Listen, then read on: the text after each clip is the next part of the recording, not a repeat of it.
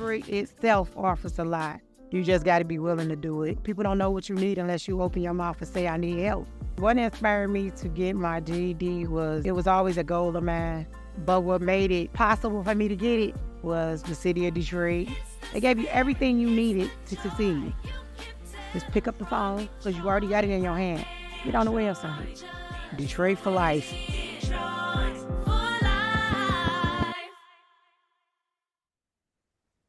All right, I got to welcome you to this edition of In the Conference Room with Mark S. Lee.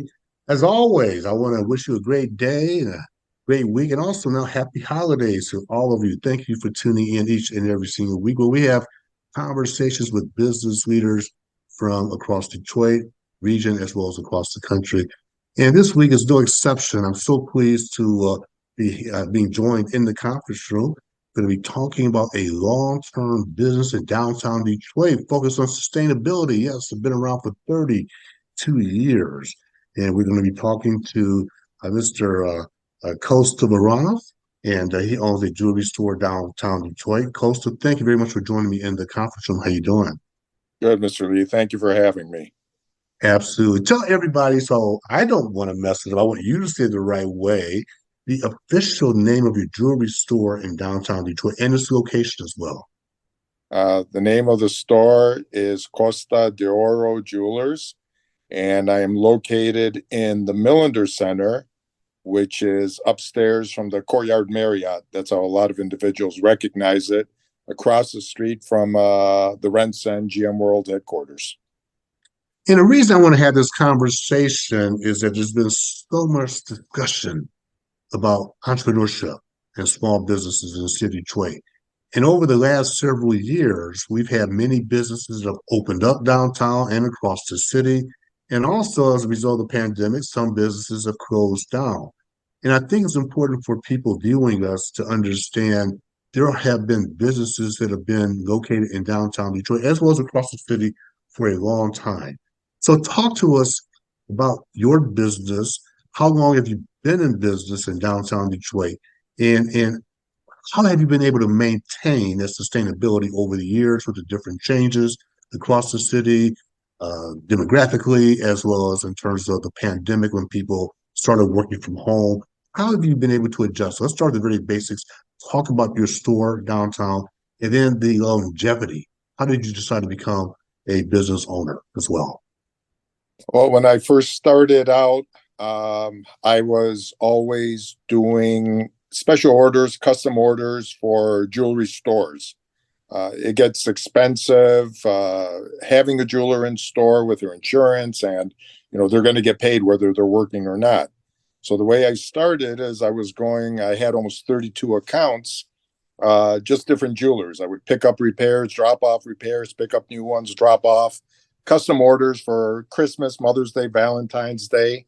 But it got to the point where I was overextending myself in the sense an individual would order $1,000 worth of merchandise, give you $500. They order another 1,000, they give you 600.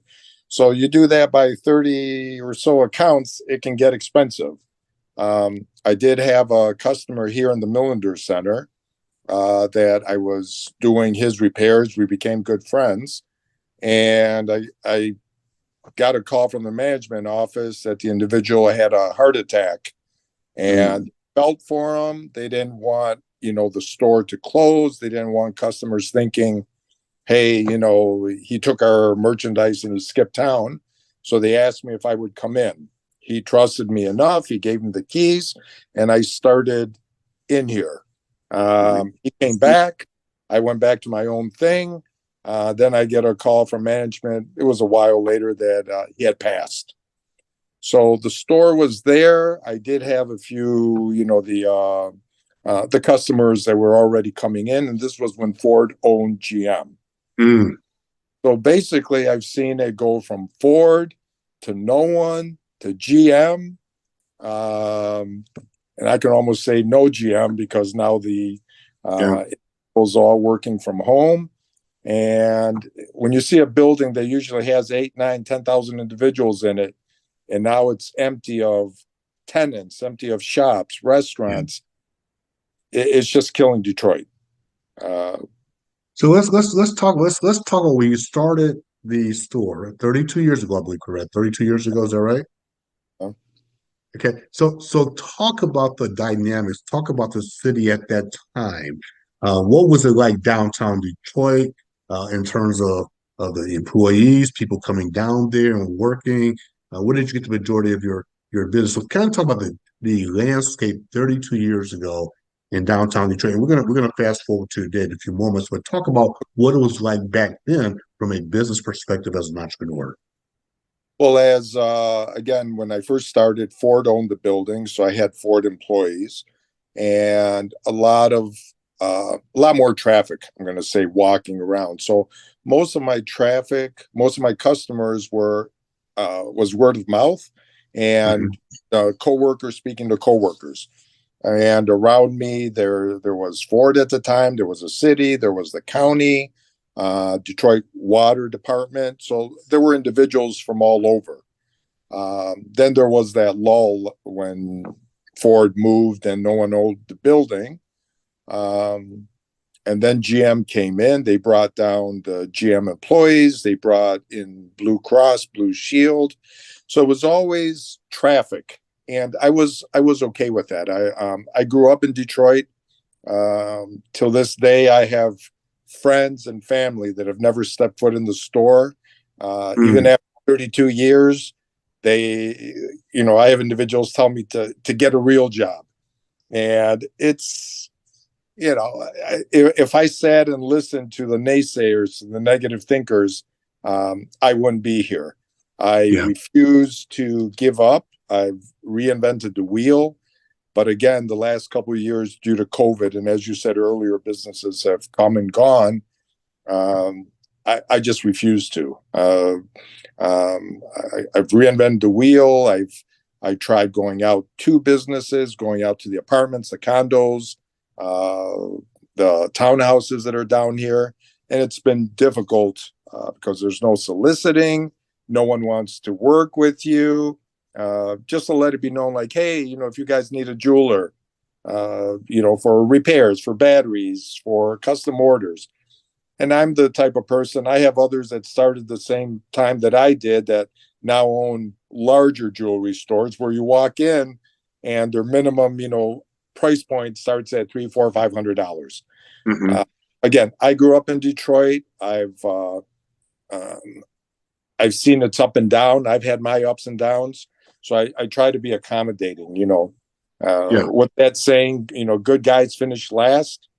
I'm happy, so like I said, I love Detroit and I refuse to just give up.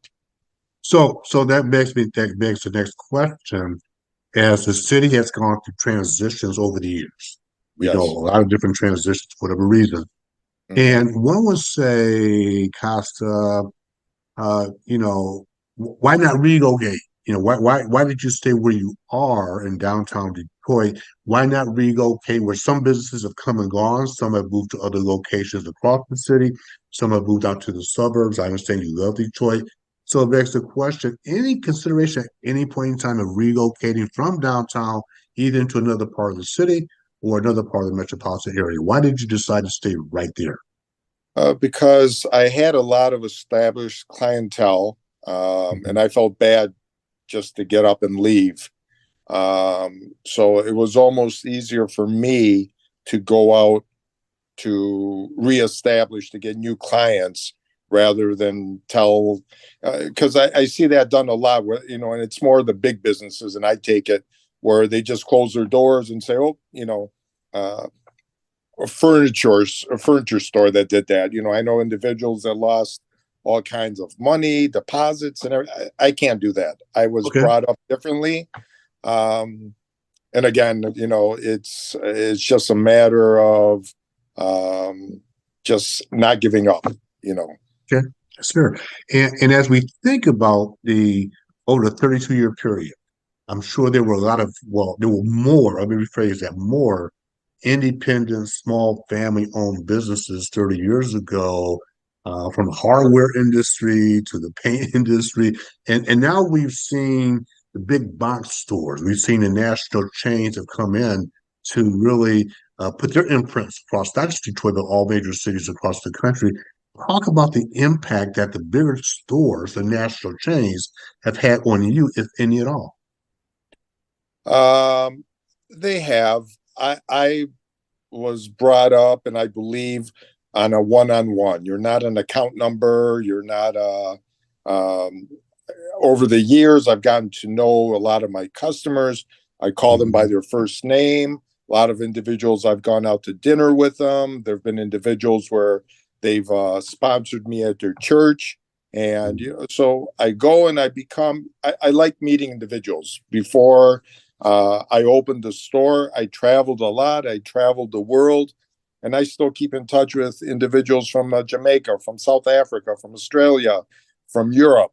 I just like meeting individuals. So, what's that saying? If you do something that you like, you'll never work a day in your life.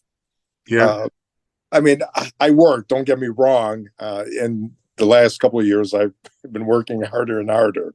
So it's, um, it's just different down here for all the businesses. I know of this, and I course. appreciate the fact that you're, speaking to me, but for all the businesses, downtown, in large cities, you have, as you said, the big box stores, but you've seen big box stores come in Detroit, and I don't know if it's appropriate to mention names or not, whether it's restaurants or drugstores.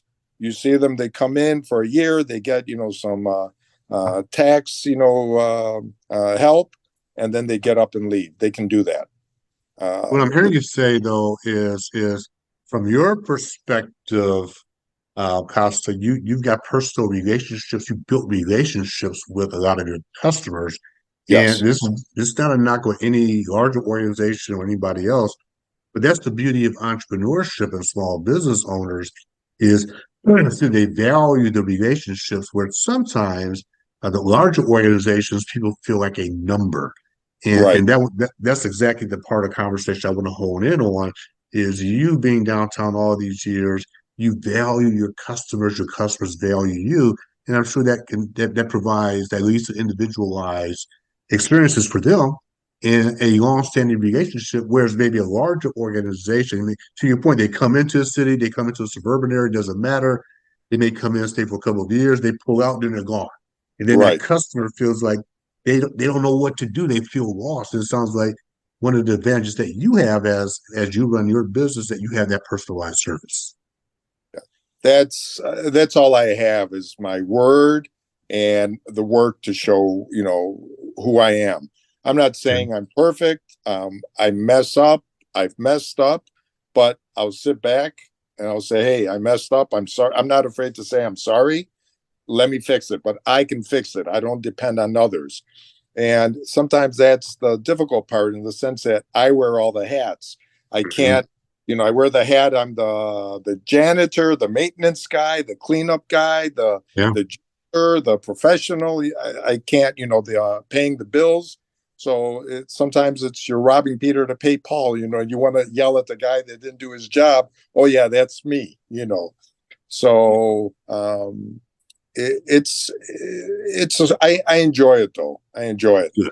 Uh, had I moved, to a suburb, let's say, just because you move to a suburb doesn't mean you're going to make it. You're going to survive. Um, I can't just get up and go. Uh, Sure. it's it's a thing. I just I try to. My dad always said, do it once, do it right. And that's what I'm trying to do. You can't just give up and say, oh, this isn't working. You keep plucking Yes. away. There were individuals that, became, entrepreneurs, big shot entrepreneurs. And they didn't make it until their late years, Colonel Yeah. Sanders and others. So, and I'm not looking, for anything, the mansions and big cars and this and that. I'm just looking to survive, pay the bills in a location in a city that I love.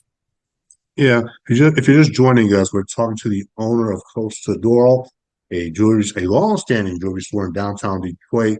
Hey, they've been around for 32 years. He's doing a wonderful job of sharing with you his journey, the business's journey, the ups and downs of the city.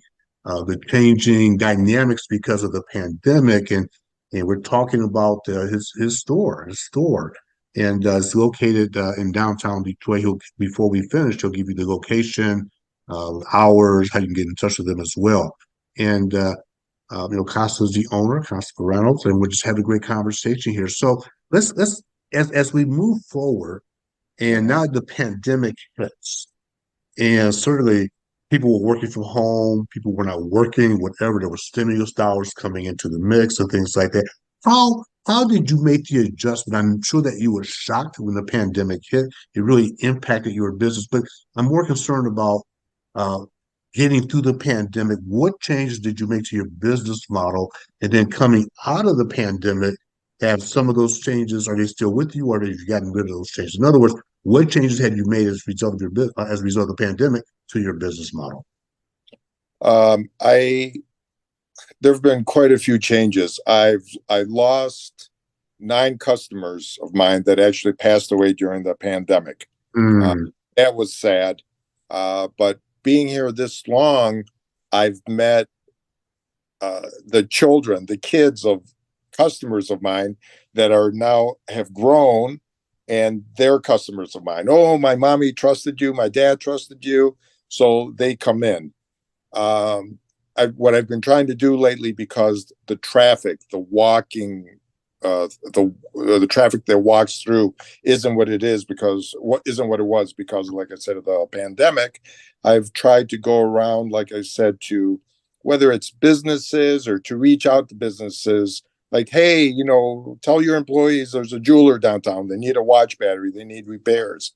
But it's just hard to get in to see the HR department, let's say, of whether you want to say GM or Bedrock or Rock Financial or Blue Cross. Uh, I still have customers, that new individuals that started working for the city the last year or two, and they walk in, they say, "Oh, when did you open?" 32 years. mm. And with no shops being open, and I'm using the Ren Center as an example, nothing being open in the Ren Center, very few shops, there's no reason for individuals to walk by. So I have to go out there and let it be known, like, hey, there's a jeweler here.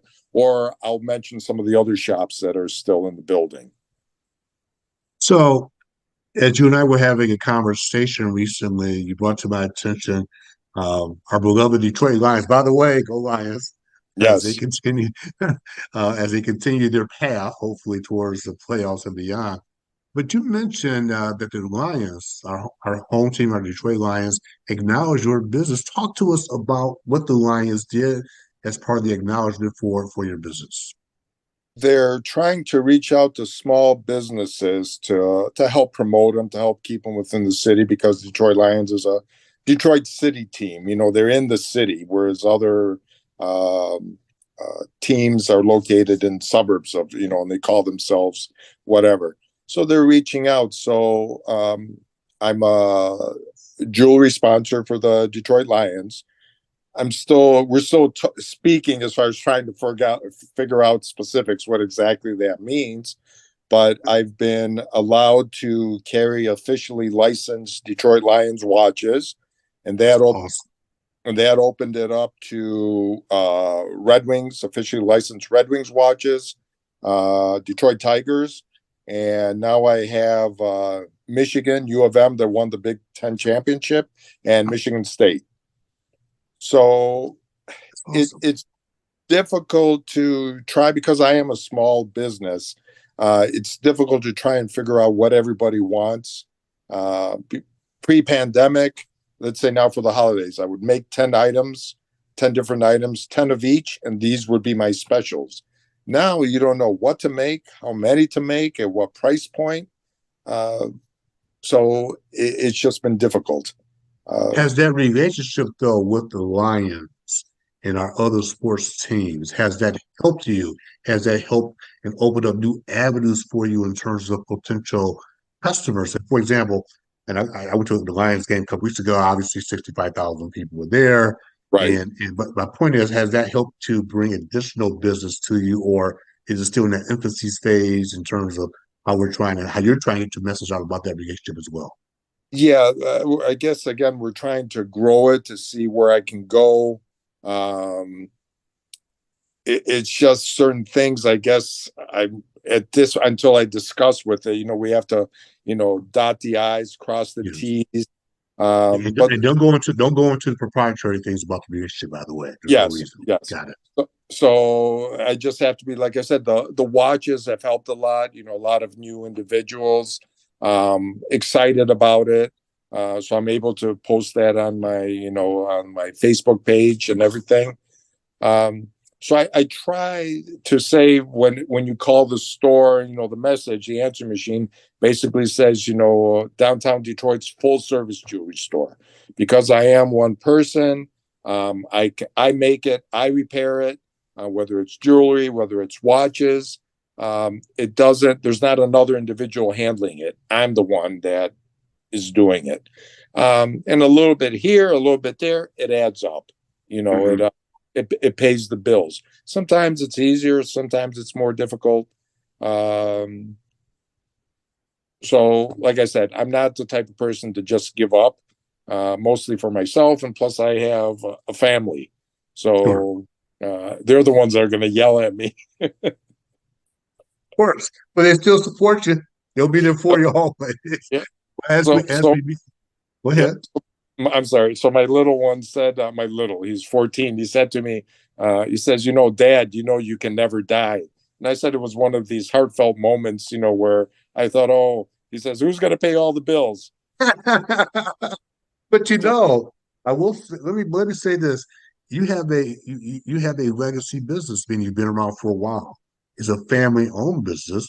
And one of the things that small businesses grapple with, and I have a lot of conversations about people ask me questions, my speaking engagements, whatever I might do, is one of the things that we need to continue to do Costa, is to continue to build that generational wealth. Now, your son or your daughter or your kids may or may not decide to stay in the business, but at least that platform is there for them where that business opportunity from a legacy business opportunity is there. If they choose to do so, they can step into the business. And a lot of us struggle with that idea.